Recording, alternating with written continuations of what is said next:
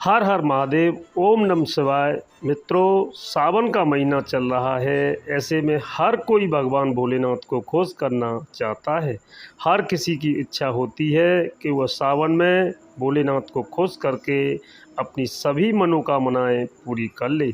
पर कई बार आप लोग कुछ ऐसी गलतियां कर देते हैं या कर बैठते हैं जिससे शिव क्रोधित हो जाते हैं। और यह तो आप सभी जानते हैं, भोलेनाथ उतने भोले हैं, उनका क्रोध भी उतना ही विनाशकारी होता है।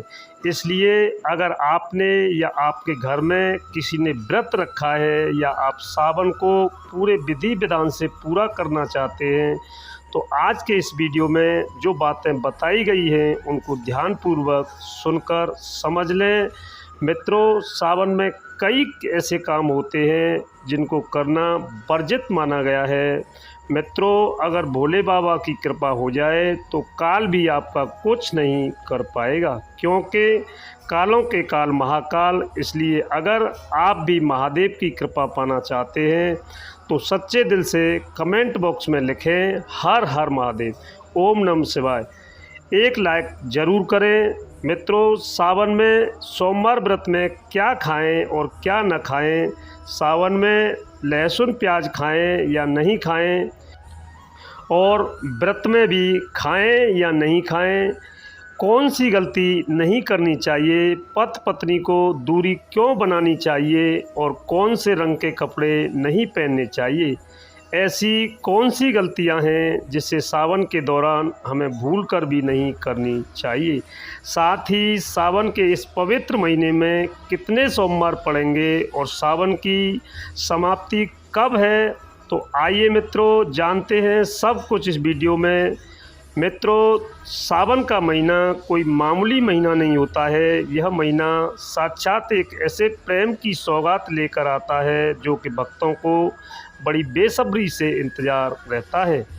सावन का महीना इतना पवित्र होता है जिसका आप अंदाज़ा भी नहीं लगा सकते। सावन का त्यौहार भारत में तो मनाया ही जाता है, लेकिन क्या आप जानते हैं कि विदेशों में भी सावन का पवित्र महीना बड़े ज़ोरों से और खुशी के साथ मनाया जाता है। वैज्ञानिक मानते हैं कि सावन में प्रकृति आपस में बातें करती है और वातावरण सुगम हो जाता है, हरियाली की उत्पत्ति होती है और नए नए बीज भी उगते हैं, और वर्षा आंध होती है और मौसम में हरियाली साक्षात महादेव का स्वागत करती है और महादेव से बातें करती है। आपको बता दें, शास्त्रों में सावन सोमवार का व्रत जो भी महिला या पुरुष करते हैं तो वह व्यक्ति भगवान भोलेनाथ का सर्वाधिक प्रिय हो जाता है। ऐसे व्यक्ति को भगवान भोले बाबा अपनी शरण में ले लेते हैं। मित्रों, सावन में कांवड़ यात्रा का क्या महत्व है। शास्त्रों के अनुसार माना जाता है कि सबसे पहले कांवड़ यात्रा भगवान परशुराम ने भगवान शिव के समर्पित अपने कंधे पर उठाई थी, और तभी से भगवान शिव को प्रसन्न करने के लिए कांवड़ यात्रा की जाती है। मित्रों, लेकिन क्या आप जानते हैं, सावन में 10 ऐसे नियम हैं जो आपको जानना बहुत ही आवश्यक है। अगर इन नियमों का पालन आप अपने जीवन में नहीं करते हैं तो आपको भगवान शिव के क्रोध का सामना करना पड़ सकता है। आपका पूरा परिवार गरीबी, निर्धनता और बर्बादी का सामना कर सकता है। जानते हैं, सबसे पहले सावन सोमवार व्रत की तारीख। सोमवार का व्रत 10 जुलाई, दूसरे सोमवार का व्रत 17 जुलाई, तीसरे सोमवार का व्रत 24 जुलाई, चौथे सोमवार का व्रत 31 जुलाई, पाँचवें सोमवार का व्रत 7 अगस्त और छठवें सोमवार का व्रत 14 अगस्त और सातवें सोमवार का व्रत 31 अगस्त और आठवें सोमवार का व्रत 28 अगस्त को रखा जाएगा। और जान लेते हैं सावन सोमवार के व्रत में क्या खाना चाहिए और क्या नहीं खाना चाहिए। अगर आपने सावन सोमवार का व्रत रखा है तो आप इस दिन सात्विक भोजन ही करें। यह निर्जला व्रत नहीं होता, इसलिए इस व्रत में सेंधा नमक से बनी चीज़ें खा सकते हैं। मित्रों, अगर आपने संकल्प लिया है तो नमक भूलकर भी न खाएं। आप फल वगैरह ही खाएं और कुछ मत खाना। व्रत में बाहर का गन्ने का जूस मत पीना, उसमें नमक पड़ा होता है, और बाहर का जूस मत पीना। उनके बर्तनों में भी नमक पड़ा होता है और वह नमक आपके मुंह तक जाएगा तो आपका व्रत खंडित हो जाएगा। व्रत में डब्बा बंद जूस भी नहीं पीना चाहिए, उससे कई केमिकल पड़े होते हैं जिससे व्रत खंडित हो जाता है। मित्रों, सावन में कई बार शुक्रवार का दिन पड़ जाता है तो खट्टा भूल कर भी मत खाना, क्योंकि माता संतोषी इस दौरान जागृत अवस्था में हो जाती हैं और पोस्ट हो जाती हैं। और इस दिन आप पानी पूरी, इमली की चटनी वगैरह, खट्टे फल वगैरह जाने अनजाने में भी मत खाना, क्योंकि इससे माता संतोषी क्रोधित हो जाएंगी। और एक बार माता संतोषी रुष्ट हो गई तो आपको ज़िंदगी भर कष्ट भोगना पड़ेगा। माता रानी भोली हैं, पर सावन के महीने में जो भी शुक्रवार के दिन खट्टा खाता है उसे परेशानी और माता के क्रोध का सामना करना ही पड़ता है। सावन में साधारण नमक फलों पर लगाकर या अमरूद के बीच में भरकर भूलकर भी नहीं खाना चाहिए। आप सेंधा नमक फलों पर लगाकर खा सकते हैं। सावन के व्रत में चाय पी सकते हैं, लेकिन चाय में नमक मत डालना, इससे हड्डियां गल जाती हैं। सावन के व्रत में दूध नहीं पीना चाहिए, इससे भगवान से क्रोधित हो जाते हैं। सावन में हल्दी मिलाकर दूध पीने से भयंकर श्राप लगता है। सावन में बच्चों को दूध पी लेना चाहिए, घर में बड़ों को दूध नहीं पीना चाहिए। यदि सावन का व्रत अगर आपने मीठा रखा है तो आप खीर, पराठा, दही पराठा खा सकते हैं। आप चाहें तो सेंधा नमक से बने आलू के पकवान खा सकते हैं। आलू की सब्जी, ऊटू के आटे की रोटी साथ ही खा सकते हैं, लेकिन आटा ध्यान से देख लें, पुराने आटे में कीड़े पड़ जाते हैं जिससे आपका व्रत खंडित हो सकता है।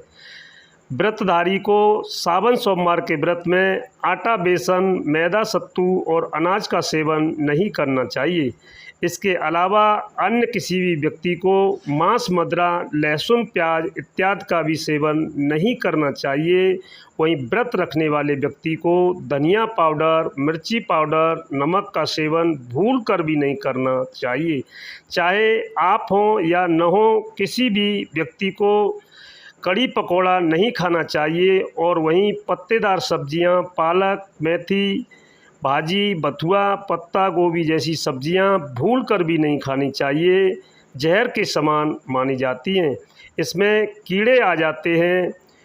और जो भी व्यक्ति सावन में बैंगन की सब्जी खाता है उस व्यक्ति को घोर पाप लग जाता है। इसी कारण लोग द्वादशी और चतुर्दशी पर बैंगन नहीं खाते। पत्तेदार सब्जियां क्यों नहीं खाई जाती, इसके पीछे एक कथा है, मैं आपको बता रहा हूँ।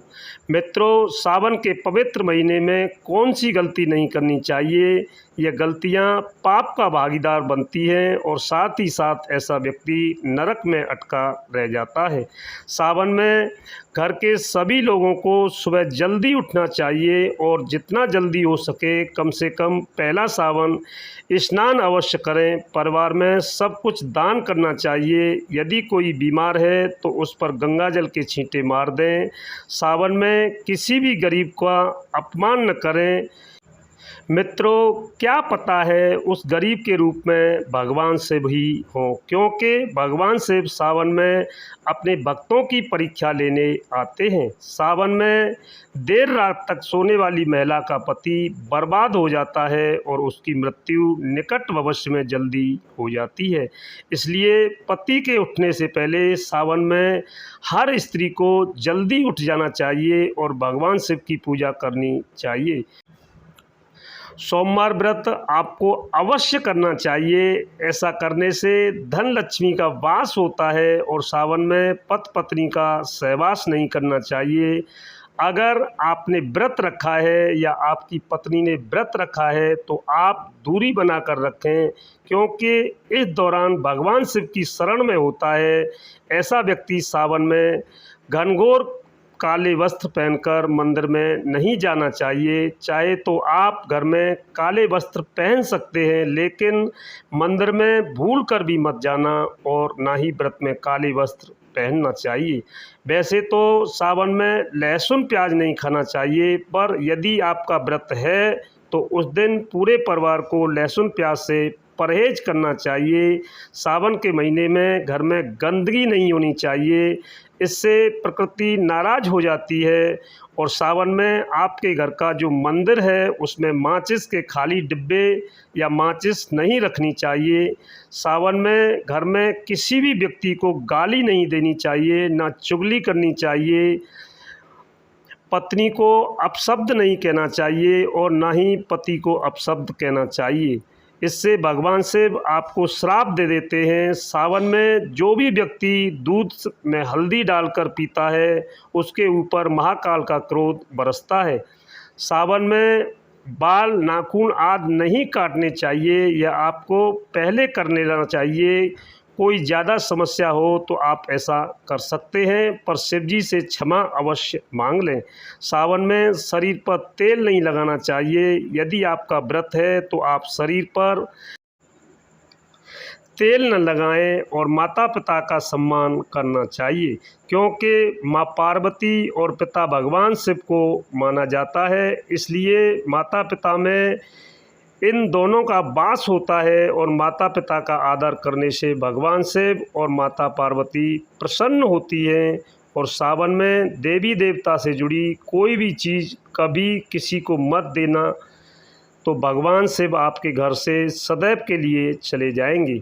मित्रों, आप जानते हैं कि सावन के इस पवित्र महीने में शिवलिंग पर कौन सी चीज़ नहीं चढ़ानी चाहिए जिससे आपको पाप न लगे।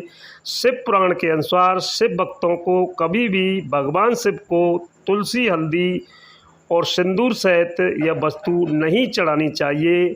पौराणिक कथा के अनुसार केतकी के फूल ने ब्रह्मा जी के झूठ में साथ दिया था, जिससे नाराज होकर भगवान भोलेनाथ ने केतकी के फूल को श्राप दिया था।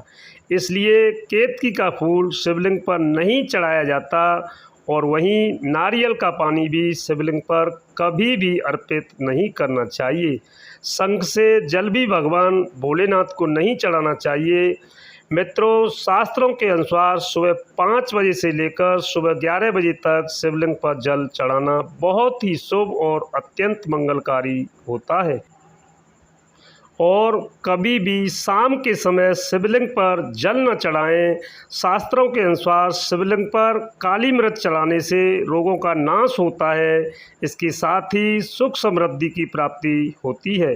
घर में कभी भी अंगूठे के आकार से बड़ा शिवलिंग नहीं रखना चाहिए और शिवलिंग पर जलधारा अवश्य होनी चाहिए। भगवान भोलेनाथ को टूटे अक्षत कभी अर्पित नहीं करनी चाहिए, इससे शिव क्रोधित हो जाते हैं। और सावन के महीने में कटे फटे बेलपत्र शिवलिंग पर कभी न अर्पित करें। बेलपत्र की संख्या 3 होनी चाहिए। मित्रों, इसी के साथ ही आप सभी को मेरी तरफ से जय श्री कृष्णा, राधे राधे, हर हर महादेव।